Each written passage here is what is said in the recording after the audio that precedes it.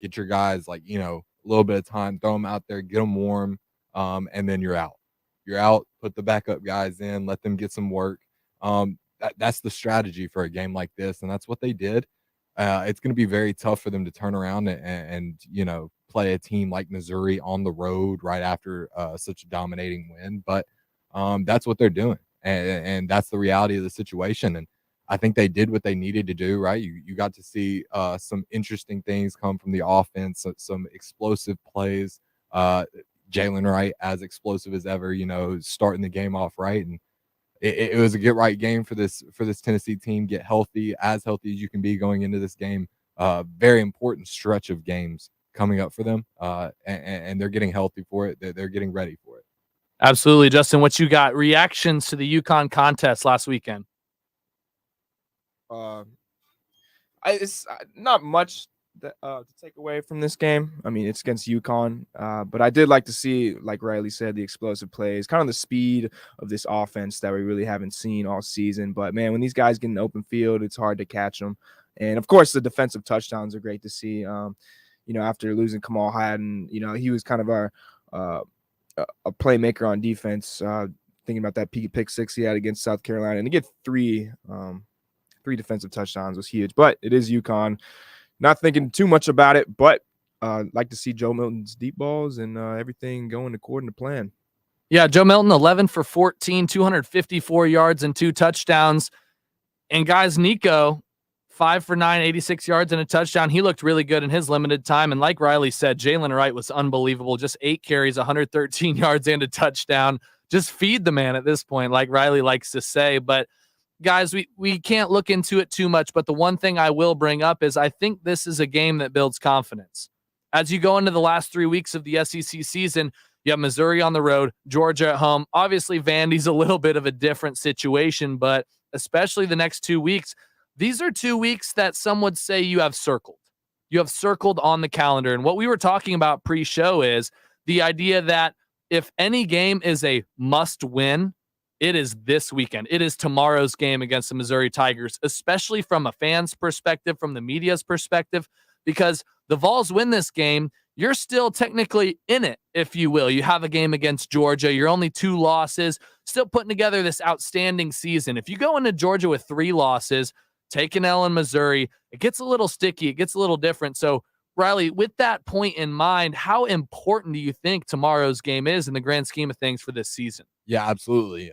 It's going to be a very important game. All things considered, you think about where the fan interest is right now. Right now, the Tennessee fan base still feels like playoffs are within reach, and they are. Realistically, if the Vols go on, say Vols get a little lucky, Ole Miss goes and beats or Ole Miss goes and beats Georgia. Vols go and beat Missouri.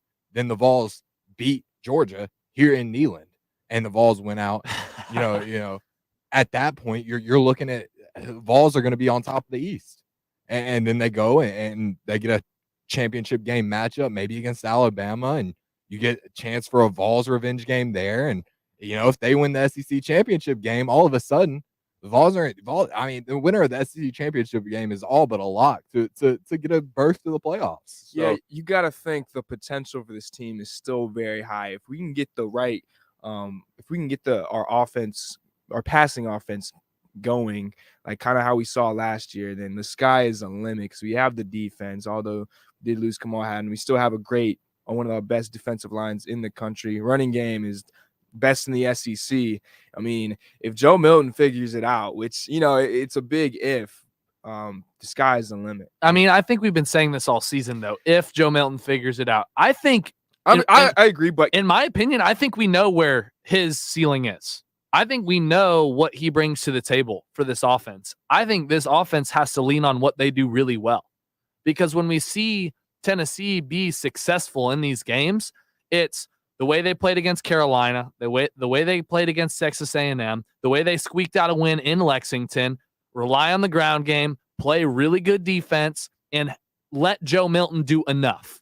Make safe plays, make good throws down the field, because I think that's what it takes to beat Missouri tomorrow. I don't think Joe necessarily has to play at this Heisman level, but Joe Milton has to be a solid field general. And going into tomorrow, I think, is Joe Milton the number one X factor? Maybe not. I don't think he has to be, but Joe cannot be sleeping, if you will, if they want to walk out of Missouri with a win. Yeah, absolutely. I think the key to this game is going to be explosive plays, and you can kind of divide that into two segments, right? You have explosive plays on the ground, and that's going to come from Jalen Wright. All right, I've been saying it all season. I tweeted about this the other day. 6 100-yard rushing games, 7.51 average yards per carry. That's ridiculous. 30 rushes of over 10 yards, yes. 826 total rushing yards, 530 yards after contact, and all of this on 12 carries per game. That's what I'm excited to see. All of that on 12 carries per game. Is he about to get unleashed? Is he about to see like 24? And that's what we've been saying every week is, give him the rock more. That's what happens. Man. I agree with what y'all are saying. Several weeks. And it's got to come. It's got to come from explosive plays, right? That's what Jalen Wright does well. That's his X factor. Is anytime the ball is in his hands, there's about a 10% chance that he's going to break one off. If he hits that second level, he's going 10, 20 yards at least.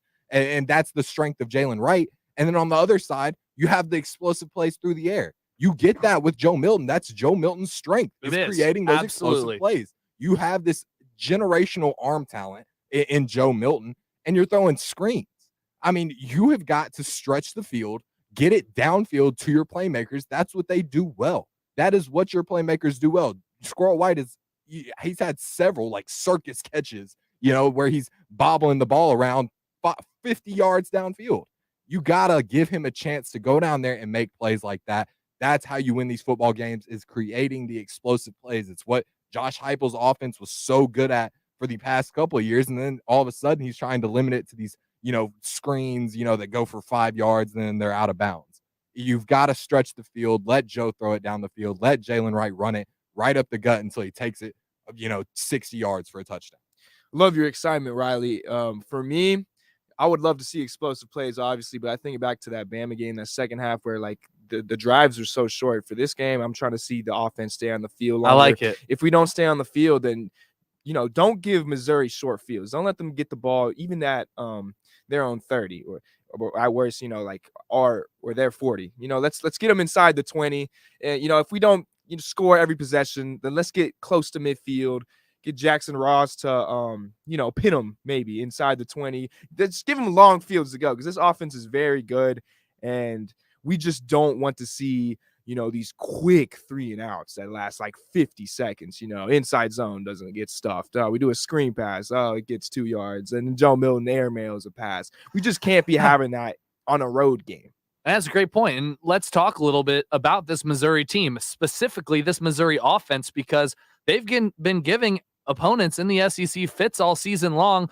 Obviously, just the 2 losses, but Missouri's been a competent opponent, and now they're ranked top 15, just right behind the Vols, if I'm not mistaken, going into this football game tomorrow. And they're 3-headed monster, if you will. Quarterback Brady Cook, running back Cody Schrader, and then wide receiver Luther Burden III. Schrader's been unbelievable in the running back position, and unlike Jalen Wright, they've just been giving him the rock. Every single time it's Schrader, and he's been, giving opposing defenses fits, not over 900 yards, 10 touchdowns. And then Luther Burden through the air has been unbelievable, 950 yards and 7 touchdowns. So these guys have been really impressive. The Missouri offense has been hard to slow down. I'm interested to think what you guys think about the field position battle that Justin was talking about. It seems like sometimes the Tennessee offense, if you will, favors the other offense. It almost gives them a shot because they run the offense so fast, a 3 and out happens, and then they give them good field position. What do you want to see from almost the Tennessee offense and defense as a combined unit to try to slow down this Missouri offense? I feel like it's kind of a thing that's harped on with every football game ever, but you've got to win in the trenches.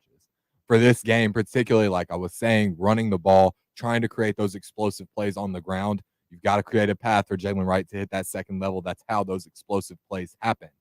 On the other side, pass protection. You can't let Joe Milton's shirt get dirty. You got to keep Joe Milton up. I like that. I'm talking about Jalen Wright running the football. Let Joe Milton run the football. It's been very few times we've gotten to see design Joe Milton runs this season, and they usually go pretty well. They're usually, 10, 20, what was it in that, what game was it where he ran First play. Yeah, first I play. think it was. I think it 75 was yards. UTSA. It Yeah, was it was. 80 It yards. was. Yeah, Yeah, unbelievable. Hey, he can open it up with That's the what I'm best of them. saying. He is a top tier athlete. Let Yeah. him run the ball as well. I mean, you have one of the most interesting rushing attacks in the country here at Tennessee. And if there's one thing running the football does well, it's eating up clock. It's extending those drives. That's why you run the football. And Tennessee has some incredible playmakers to make that happen. Yeah, I mean, complimentary football is all I'm thinking about. You gotta limit the penalties. You gotta limit the penalties, limit the miscues, especially the sacks, like Riley mentioned. And yeah, I do want to see Joe Milton get a little show some wiggle in the pocket. You know, too often does he look like a statue. He struggles with that transition from look down the field to tuck it and run. So that's what I'm looking for. Tennessee's offense defensively. I think we got to control the middle of the field. I think Aaron Beasley's really going to have a good game because, you lock down the middle of the field, force the receivers outside, and, just lock up Schrader really and just give Brady Cook a tough time to just don't let him dink and dunk, man. I mean, I'm thinking about that Kentucky game. What's their quarterback's name? Whatever his Devin name. Leary. Yeah, Devin Leary. Just seeing him dink and dunk all over us made me sick. And just got to tackle, dude. Just got to play some football. Yeah, wrap them up. I mean, that's what we've kind of seen in the secondary a little bit, or even the second level from the linebackers, is just an avoidance of wrapping dudes up. It's almost been like trying to force a fumble, trying to make a bigger play, where in the grand scheme of things, if they've already gotten 8 yards on you, might as well just wrap them up. And that seems to be one of those major keys, if you will. So leading into this next piece of our conversation, let's talk about some major keys for tomorrow's football game. And guys, I'll start with the offense. What are you looking for? Is it a player? Is it just a point of emphasis? Talking about a major key for tomorrow's game. Justin, you take this. Red zone offense, dude. It really feels Nice. like we've been stinky inside the 20. But I just hope by now, the analytics guys have enough data to give the coaches to see what works inside the 20. I'm not exactly sure what it is, but I think giving it to number 0 isn't a bad start. Yeah, it's a great point, Riley. For me, my X factor is going to be the secondary. I think the secondary is going to decide this game. If they're getting picked apart like they were against Kentucky, where Devin Leary was, just one thing after another, and all of a sudden they're 50 yards downfield. The secondary is going to have to be on top of these receivers. You're going to have to play some sticky defense. Do not let them get loose for big plays. Limit their explosive plays so that your offense can go and create explosive plays. Sticky defense. That's good. No, that's great. Man. That's really nice. And Riley, you talked about the trenches. We visit this pretty much every week. I'm going to just go ahead and think about the offensive line play. If the offensive line can win the battle of scrimmage and let Jalen Wright, Jabari Small, Dylan Sampson, and Joe Milton advance the ball, run out the clock, dominate field position, I think that can advance this game for the Tennessee Volunteers. I think that could be a major key where if the offensive line is playing at a high level and they're winning the battle of the trenches on that side of the football, I think that could impact the entire game as a whole. And one more thing before we get to score predictions, I'm going to ask for one singular player that you think can impact this football game as a whole. Justin, throw it over to you. Aaron Beasley, lock up the middle. Good. Hey, Riley, you I'm got all one? for it. I'm all for it. I'm going to say Squirrel White. Man, I need to see some explosive plays out of him. Joe the Squirrel. I need to hear the call. 20 yards down. He's going 50, 40, 30, 20, Gets 10. loose. He gets loose. Squirrel's loose. I need to hear it. I need to hear the squirrel gets loose. I like it. I like both of those picks. I'm going to go ahead and go with Mr. Joe Milton. Okay. I'm going to go with Joe Milton. Sir. Whether it's on the ground or whether it's through the air, just do your job. If Joe Milton does his job, the Tennessee Volunteers win this football game. And that's why I'm going to pick him as the X factor. I don't think he necessarily gets thought of in that conversation because he needs to be the X factor every single week. But if Joe Milton does his job, like we've talked about, I think Tennessee walks out of Columbia with a win, which this might be one of the most difficult wins they've had to get in Columbia for a while, or at least the last 2 or 3 years, because Heupel has absolutely dominated the Missouri Tigers the last 2 years. Yep. That's another thing, Griff. Yes. Like we want to stay, Exactly. on top of these Missouri Tigers. We don't let them We don't need them to think. We don't need to let recruits think, oh, it might be better in Columbia. Oh, well, exactly. And they know it's not, first of all. Yeah. They know it's not better. Yeah. I don't want Drinkwitz, over his head. Hey, and that's true. And that's why I bring it up, right? Because this is the most challenging contest they've had against this team in a couple of years now. And that's why it's getting so much talk, especially because it's at the end of the season. This game is actually a little later, I feel like, than we've played Missouri in the past several years. But guys, let's jump right into it. Justin, I'll throw it to you first. If you're ready, we're going to go predictions for this ball game. Who wins? And give me a score. 31-24 Tennessee. Joe Milton takes his layups, doesn't take negative plays, and we have some big plays. That was quick. Yo, he got my exact score. No shot. He got my exact score. We've done this before, right? Yeah, we have. This is crazy. I said this. I do a podcast here, and I said this on the podcast the other day when we filmed it. It's posted right now. I said my score prediction is 31-24 Tennessee, and I think it's going to come down to look. Tennessee has held Missouri to 24 points in the last two meetings. It's been exactly 24 points. It was 66-24, then 62-24. Tennessee's not going to put up 60 plus points this year, but it's going to be 31, and they're still going to hold them to that exact score of 24. Ooh, I'm ready. I like it. I'm going to say 35-24 Vols. That's what I'm thinking. Like Justin said, I like to continue this hype train that's rolling through the Missouri Tigers each and every year. I think it continues. Obviously, everybody here in Knoxville wants to see it, but time will tell tomorrow. 3:30 kick, prime time once again for the Vols. Maybe the second to last time for Gary Danielson. First time these teams have faced each other while they are both ranked. That's crazy. Wow, that's a big time stat. That's sick. And they're like they're 13. What are they? 13-14. Yeah, perfect. It's a matchup. Big time matchup. Vols Tigers. That's tomorrow at 3:30 on CBS. When we come back on WUTK's Rock Solid Sports, we're going to be talking Vol hoops and Lady Vol hoops right here on Rock Solid Sports. Volunteer Radio thanks the UT Athletic Department and the men's basketball program for their support. Coach Barnes' 9th season on the Summit includes home games against Kentucky, Vandy, and more at Thompson Bowling Arena. AllVols.com. Student ticket info and login is at bigorangetics.utk.edu. That's TIX.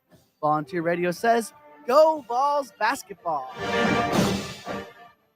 The Rock receives support from Cool Beans Bar and Grill, offering tabletop sports, outdoor seating, and Trivia Tuesdays. Open 11 a.m. to 3 a.m. 7 days a week on Lake Avenue between campus and the Strip, and the home of the Rock Solid Sports Monday Night Live broadcast fall and spring semesters.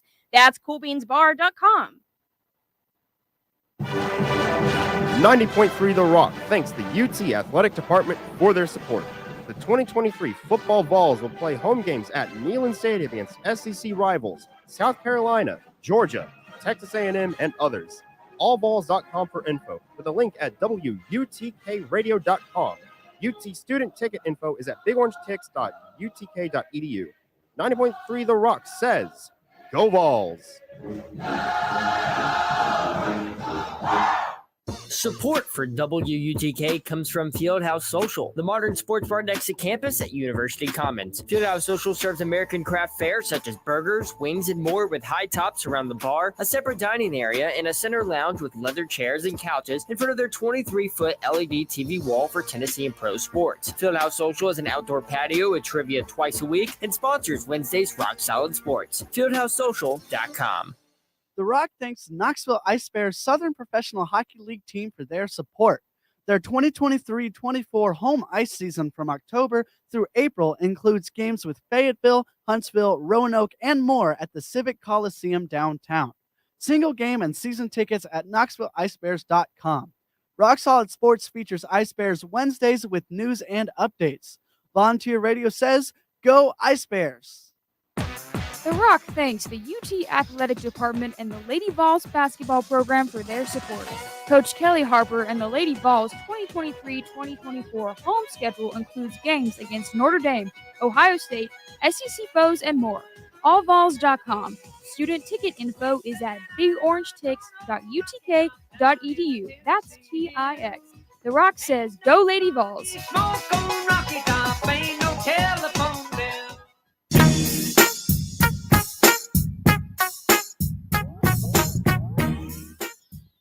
All right, welcome back into the Friday night edition of WUTK's Rock Solid Sports. I'm your host, Griffin Hadley, joined by Riley Haltom in studio, as well as our guy, Justin Clemmer.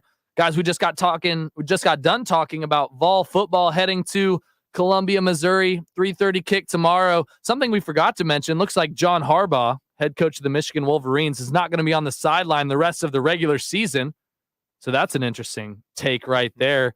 Obviously, the leaked information there from recruiting and different things. Some people even saying that it might have affected the Vols South Carolina game last year. Ooh, I'll take it, man. I don't know. It's a little fishy. It's a little fishy, but hey, John Harbaugh, he will be off the sidelines for the rest of the season. But that's enough about football for now. We'll get to NFL in segment 3, but we have some Vol hoops to talk about because they are back in action. Vols took on Tennessee Tech earlier this week and just destroyed Tennessee Tech. It's 80-42 final score. Vols looked really good. A lot of balanced scoring. 17 points from Dalton Connect, 14 from Jordan Gainey, and 12 from Jordan James. Sorry, the triple J's. They always Josiah Jordan James. There he is. There you go. He always gets me every time, and he's back for his 17th year on Rocky Top. Yeah. So maybe this is his last. Yeah. But guys, we're talking Vol basketball. They got a game against Wisconsin tonight on Peacock. It's going to be a big one. Wisconsin's not ranked, however. They're returning a lot of veterans, 4 out of 5 starters. Looks like the Badgers could be threatening. It's a great early season test from the Vols. What are you looking for tonight from this Tennessee team? Yeah, I was talking to a couple of buddies of mine. They were saying this Wisconsin team should be ranked. Yeah, can't sleep on them. That's the type of talent they have returning to their team for a second year. Returning 4 out of 5 stars is a big deal in college basketball. Huge. Major. And they're doing that, and they're going to be a tough team to beat, especially in Madison. So Tennessee team, you're coming off pretty easy, a little layup against Tennessee Tech. Absolutely.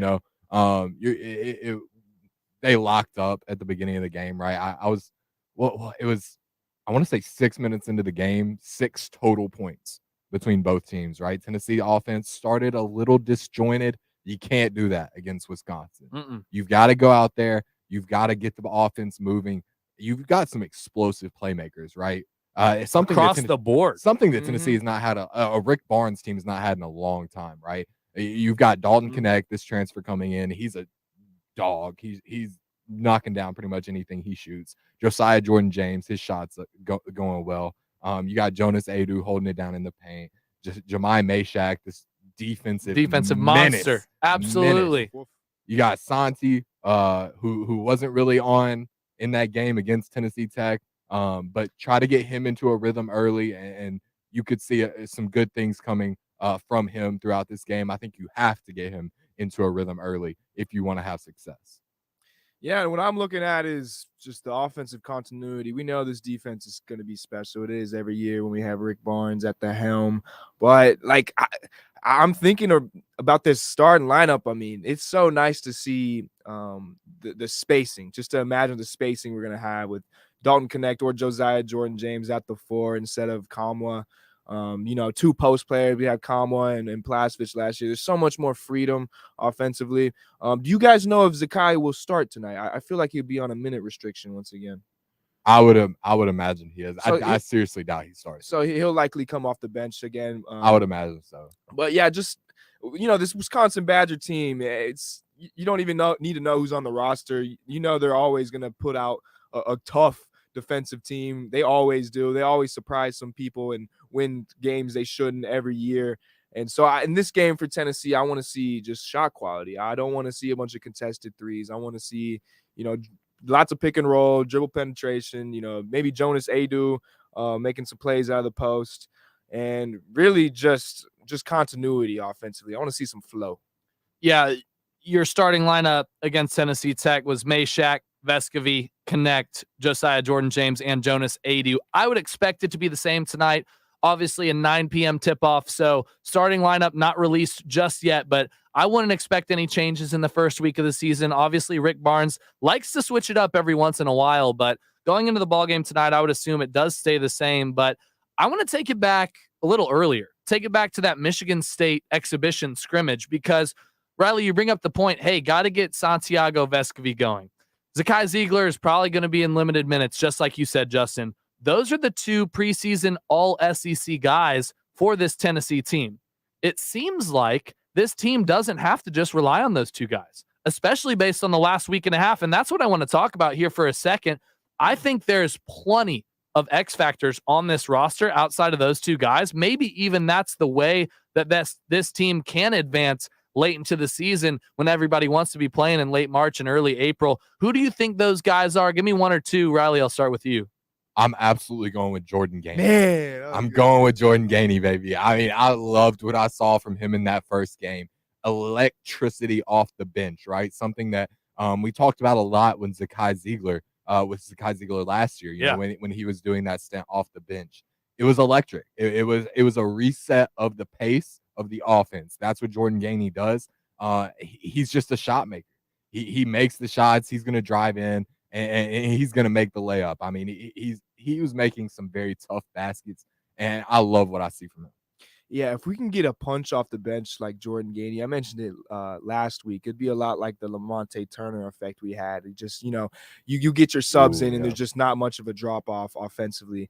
A guy I'm looking at, I mean, Jemai Mayshak, if he can take a jump offensively, that would just do wonders for our team. But Triple J isn't being talked about too much. I mean, it's his 15th year here.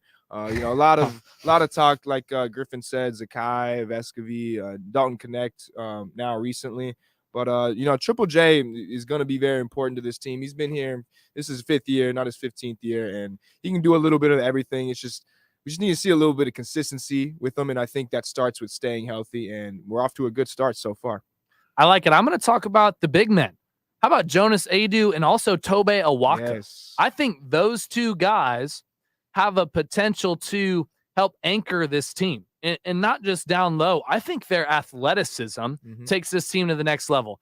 Obviously, Uros Plavsic did a lot of great things for Tennessee, roughed the other team up a little bit, provided a great energy. But I think the Tennessee big men this time around have an athleticism to them that can elevate the pace of this team, because we all know, Justin, like you said, elite defense is Rick Barnes's brand of basketball, if you will.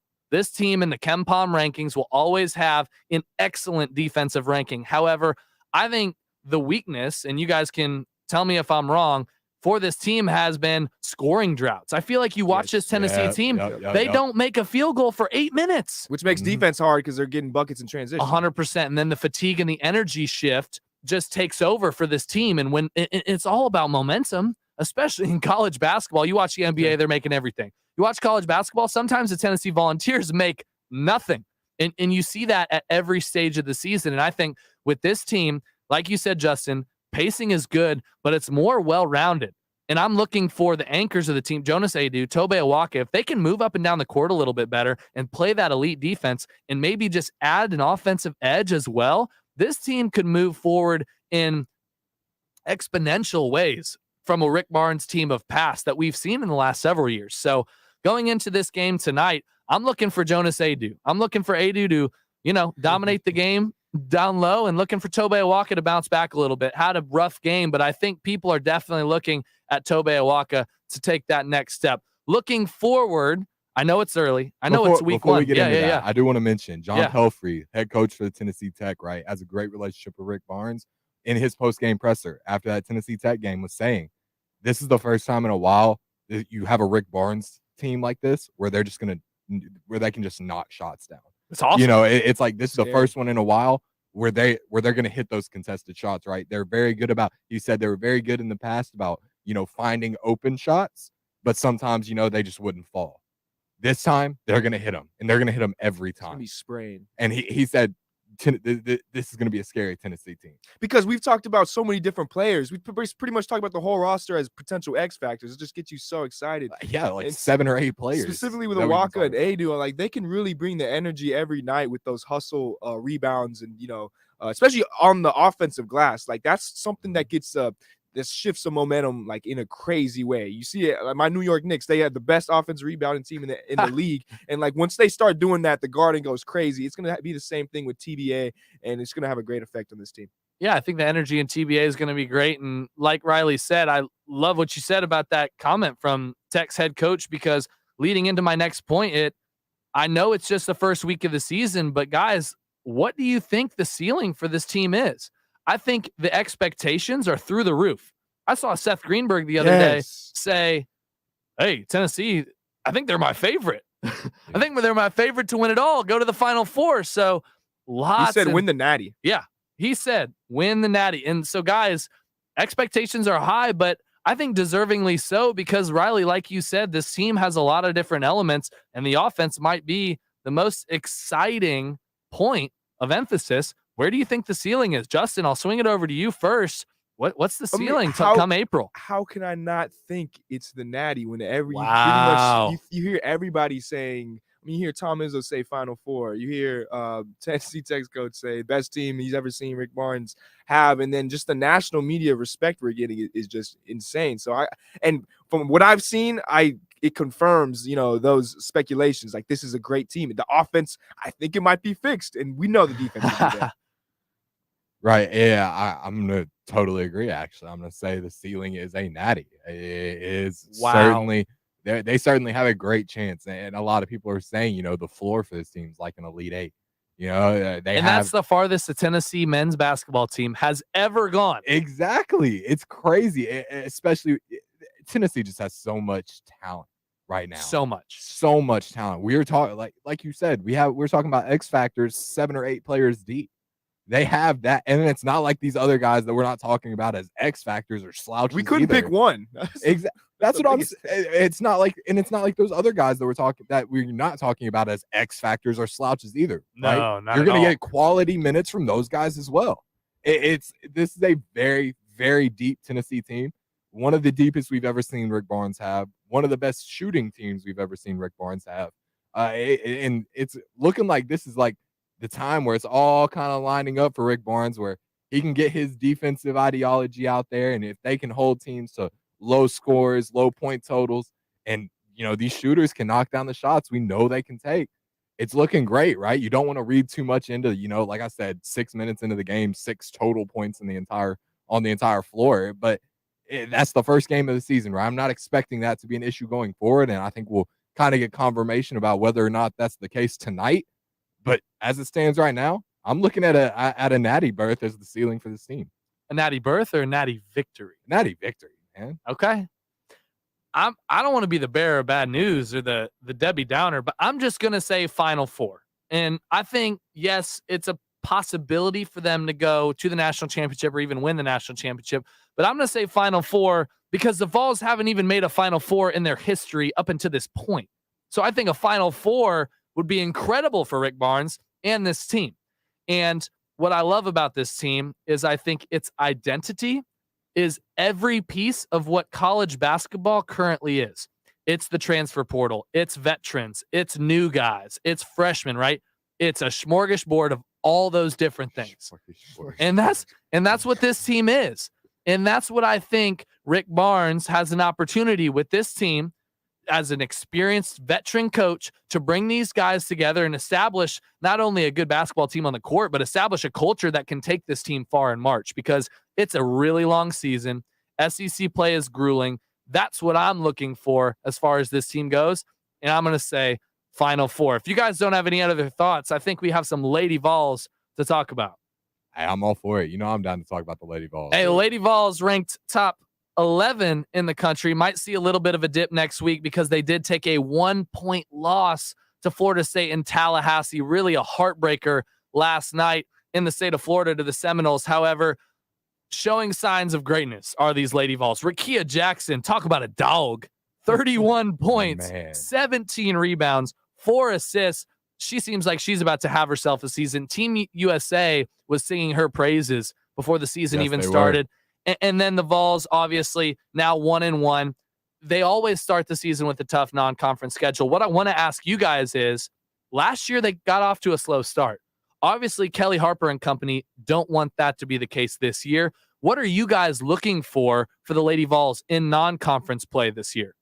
Yeah, I love that Kelly Harper likes to schedule these tough beginning of the season games, non-conference games.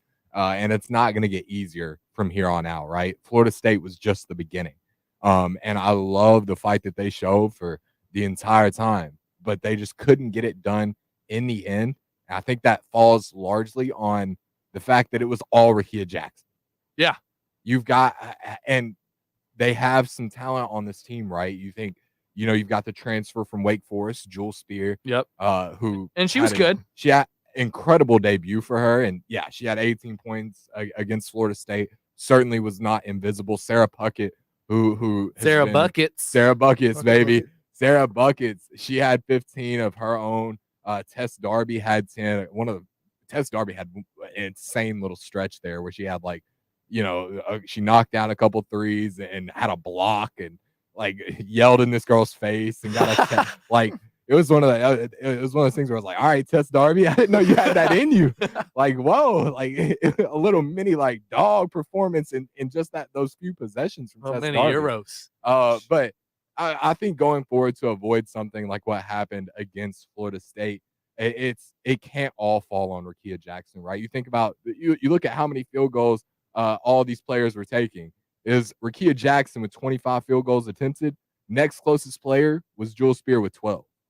It's like that. You got to spread the ball out a little more. I get that Rakia Jackson is this incredible playmaker. She's a WNBA talent, top 5 talent, in my opinion, in the WNBA draft.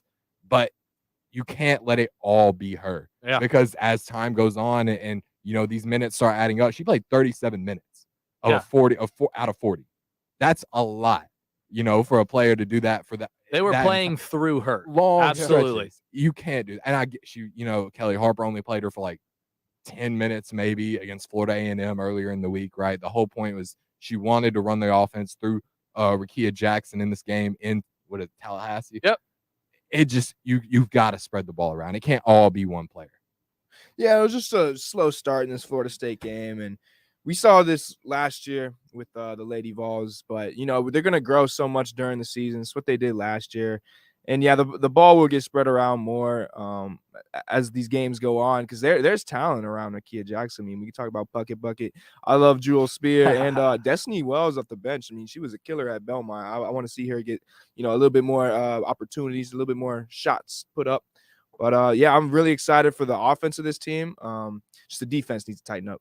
Yeah, absolutely. And the Lady Vols will continue a big-time non-conference schedule. As always, they have Memphis at home on Monday, and that's when the Lady Vols will be back in action. And like we talked about earlier, Vols men's basketball in action tonight on Peacock against the Wisconsin Badgers in Madison. Should be a highly contested basketball game there for the men's basketball team, especially early on in this basketball season. When we come back, we're back to football here on Friday. We're talking NFL. We're talking week 9 reactions. We're looking ahead at week number 10. We're going to have an upset, a lock pick, and midseason award picks for you when we come back here on Rock Solid Sports. 90.3 The Rock thanks the UT Athletic Department for their support. The 2023 football Vols will play home games at Neyland Stadium against SEC rivals South Carolina, Georgia, Texas A&M, and others. Allvols.com for info with a link at WUTKradio.com. UT student ticket info is at bigorangetics.utk.edu. 90.3 The Rock says, Go Vols!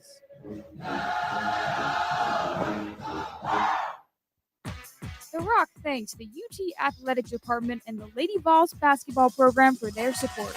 Coach Kelly Harper and the Lady Vols 2023-2024 home schedule includes games against Notre Dame, Ohio State, SEC foes, and more. Allvols.com. Student ticket info is at bigorangetics.utk.edu. That's TIX. The Rock says, Go Lady Vols! The Rock thanks Knoxville Ice Bears Southern Professional Hockey League team for their support. Their 2023-24 home ice season from October through April includes games with Fayetteville, Huntsville, Roanoke, and more at the Civic Coliseum downtown. Single game and season tickets at KnoxvilleIceBears.com. Rock Solid Sports features Ice Bears Wednesdays with news and updates. Volunteer Radio says, Go Ice Bears! The Rock thanks Fieldhouse Social, the Wednesday home for Rock Solid Sports, for their support. American craft food, beer, and cocktails, plus a 25-foot big screen at University Commons Way. Fieldhouse Social welcomes sports fans and others alike to enjoy dishes like the citrus marinated chicken, grilled Faroe Island salmon, and smoked ribs. fieldhousesocial.com, or on Twitter and Facebook. The Rock thanks Knoxville Civic Auditorium and Coliseum, presenting WWE Road to WrestleMania, Saturday, February the 3rd, for their support.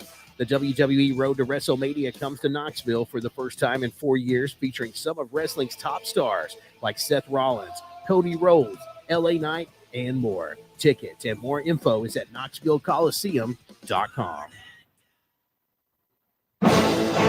WUTK thanks Cool Beans, 1817 Lake Avenue, 1 block south of the Strip, for sponsoring and hosting the Monday night Rock Solid Sports broadcast at 7 p.m.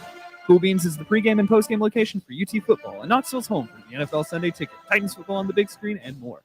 Rock Solid Sports kicks off Monday Night Football with the show's live broadcast from 7 to 8 Monday nights at Cool Beans.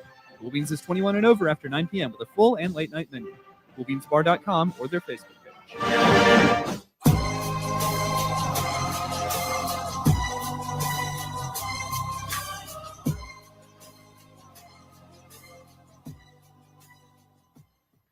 All right, welcome back into this night's edition of Rock Solid Sports here on 90.3 WUTK The Rock. Here in the bottom of the Andy Holt Tower at the University of Tennessee. We've been talking Vol football. We talked Vol basketball, Lady Vol hoops as well. It's time for our NFL football here on our Friday show on Rock Solid Sports. And there was a big one last night. Do we have to? I mean, I feel like we have to. I feel like we have to. I feel like we have to just mention briefly that there was an NFL contest last night. The football was played between the Chicago Bears and the Carolina Panthers, the biggest toilet bowl, if you will, of the NFL season. Of course, it was on prime time on Amazon Prime last night, Thursday night football between the Panthers and the Bears. Wasn't a super exciting football game, but all it really showed was that the Bears are in a great position going into the draft. And the Panthers seem to have kind of a dark future there in Charlotte. Yeah, it was not good. Man, I said it kind of coming into the draft, right? I don't know how Bryce Young is going to do as an NFL quarterback, right? My main concern was the reason you draft Bryce Young as your quarterback in the NFL is because of what he showed in college. It was that ability to break sacks. That was his X factor trait. That is why you draft him first overall. In the NFL, it hasn't translated. Yeah. He's going down to arm tackles. He's just too small. He also hasn't had the opportunity. He doesn't have the people around him or the scheme around him to make those plays and be elusive. Right. And we talked about this on the Cover 4 podcast, which you should definitely go listen to now, after this. Yeah, right after 801. This. Exactly. We talked about dropping at 801.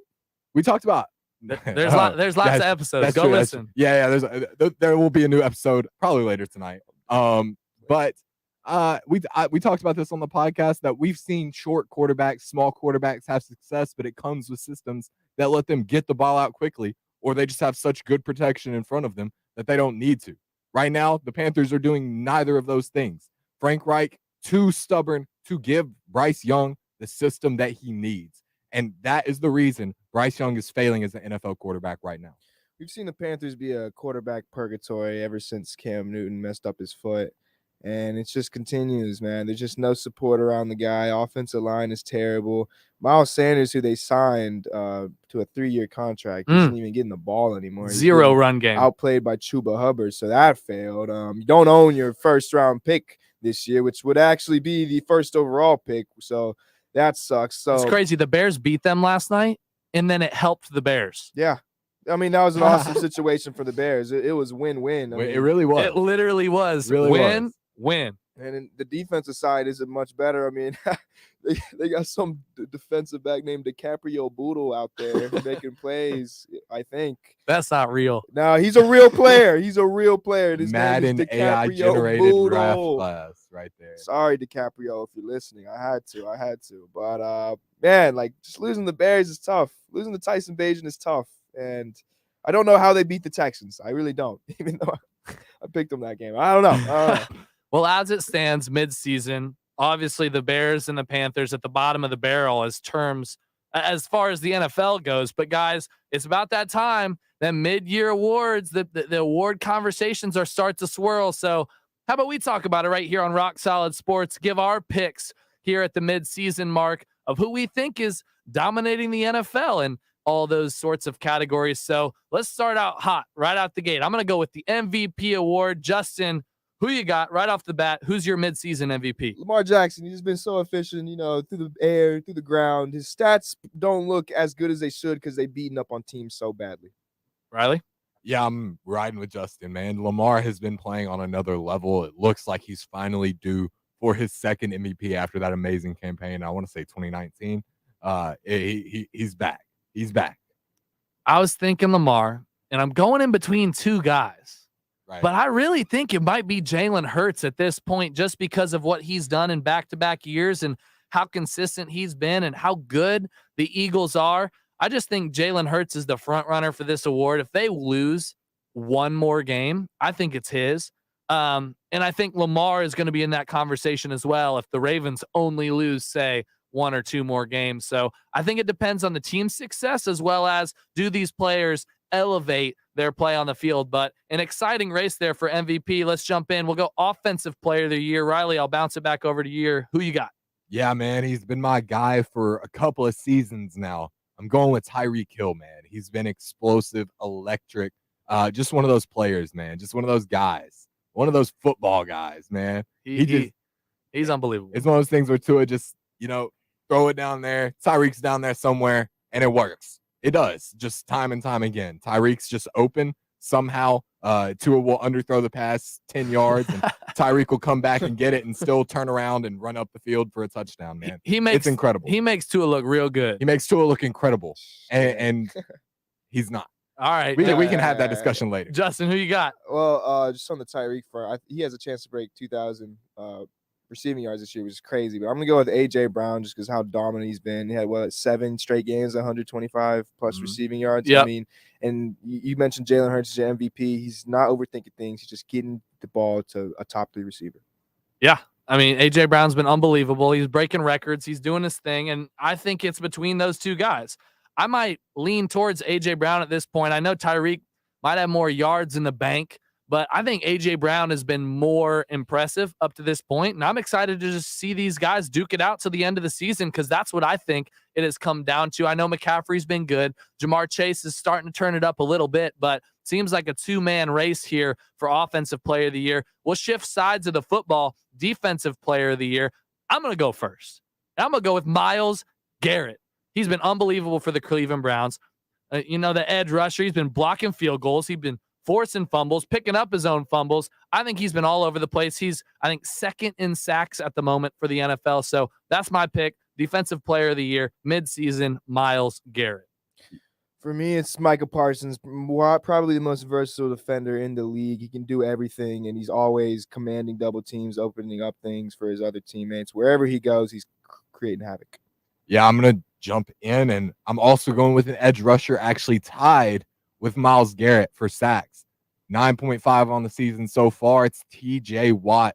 Guy had a lot of hype coming back from injury. That's who we were looking for, and sure enough, I'm going to give it to him. Yeah, I mean, TJ's been impressive. It's almost been a year of the edge rushers. I mean, give a shout out to Max Crosby in Vegas. The team hasn't been good, but he's been unbelievable. His tackle count well above the rest of them. I mean, more than Myles, more than TJ, more than Micah Parsons. So all of these have been some dudes. They've been some really, really good edge rush. It's been a really good year for defense in the NFL. Nobody wants to be an offensive lineman these days. That's what I'm saying. I feel like what we talked about on the podcast is, hey, we've had some boring weeks, but now that I think about it in retrospect, it's almost like it's just been a really good year for NFL defenses. Yes. And we see that now visiting this Defensive Player of the Year conversation. Real quick, we'll rattle off the rookies. I think it's just not disputable for Offensive Rookie of the Year. Easily. It's got to be that guy. It's got to be that guy leading the Houston Texans into battle every week. CJ Stroud, he's been unbelievable. Last week, 470 yards, equals the most ever by a rookie quarterback. 5 touchdowns, game-winning drive. Guys, he's got to be the front runner for this one. Easily. Stroud's been unbelievable. Easily my favorite quarterback going into this draft, just watching him, and he's lived up to it in the NFL. He's just so much fun to watch. Yeah, it's Stroud for me. I mean, he plays so aggressive. Like, how does he have 1 interception? It makes no sense. Yeah, I mean, he's been unbelievable, and people are saying, no run game. He's in the conversation as, one of the best rookie quarterbacks that's touched the field in quite some time, and he's living up to it. And I'm excited just to see what he does, because obviously there's a lot of football left, and we'll see if he continue, because Houston Texans are a whole lot better than people would have thought going into this season. Switch it over. Defensive Rookie of the Year, Justin, who you got? I got Joey Porter. He has one of the best coverage grades in the league.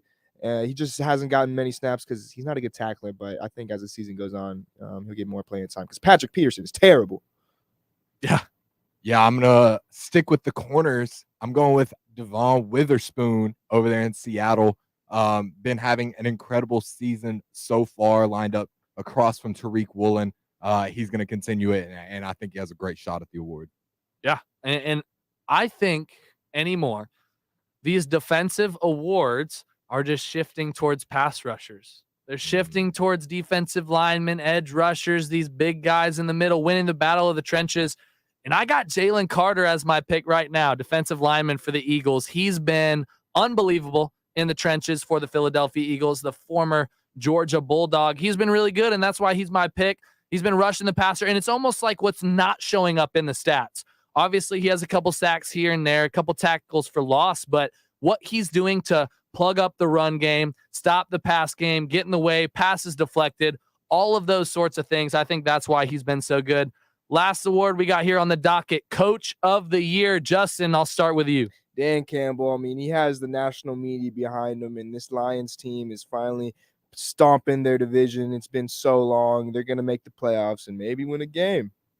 Yeah, I'm riding with Dan Campbell, man. He's such a fun coach. The things he says, and I don't know, he just gets me fired up watching him. So I know he gets his guys fired up, leading them into battle. You know, I love Dan Campbell, and I think he's got it with the way the Detroit Lions have been playing. Hey, man, he gets me fired up too. He gets me fired up every week to watch some football on my couch. I mean, if any guy's going to get me fired up to watch 7 hours of football straight, it's Dan Campbell. Put those Dan Campbell. Yeah. I will say, quick shout out Nick Sirianni. I don't think the best coaches in the league sometimes, or the best records, get the recognition they deserve. Nick Sirianni's been unbelievable for 2 years in a row now.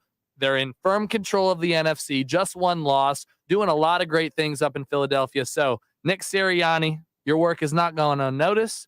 He's been unbelievable. And, guys, lost both of his coordinators from last year. Yeah. Made a Super Bowl last year, lost both of his coordinators. They're still doing their thing up there in Philadelphia. So, Nick Sirianni also on the radar there for Coach of the Year.